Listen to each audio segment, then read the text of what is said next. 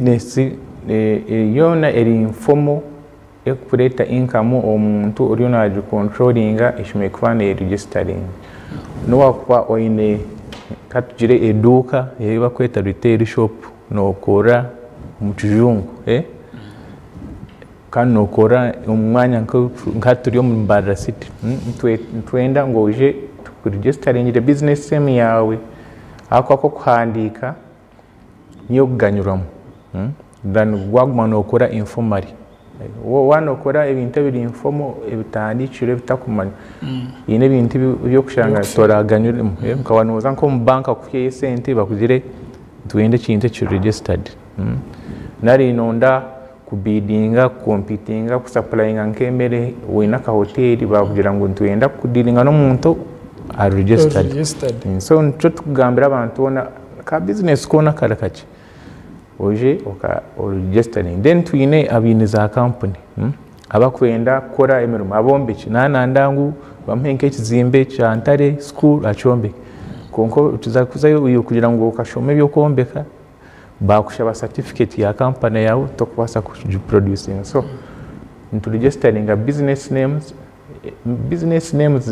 majorly is covering abantu abine businesses tari impangwa munonga retail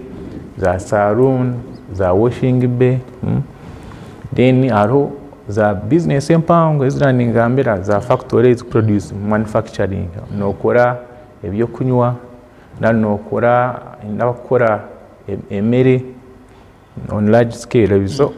baze nzo tukuregistering aka companies then abantu bina church agabarokora makanisa agabarokora tugaregistering aka companies limited by guarantee zitine share holding kugira ngo kuba kwanisa twenda kumanya objectives zabo niki ba members babo abari behind ejo church no bayi nabonche bayambo mu kutambuza emirimo yabo then category ndijo etkuhandisa ne company is tweta foreign companies kuruga hero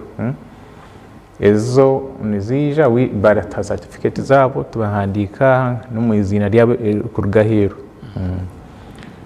then twinezwa kweta public companies public companies nke recent twine ekero umeme limited is a public ewa antibine mu shares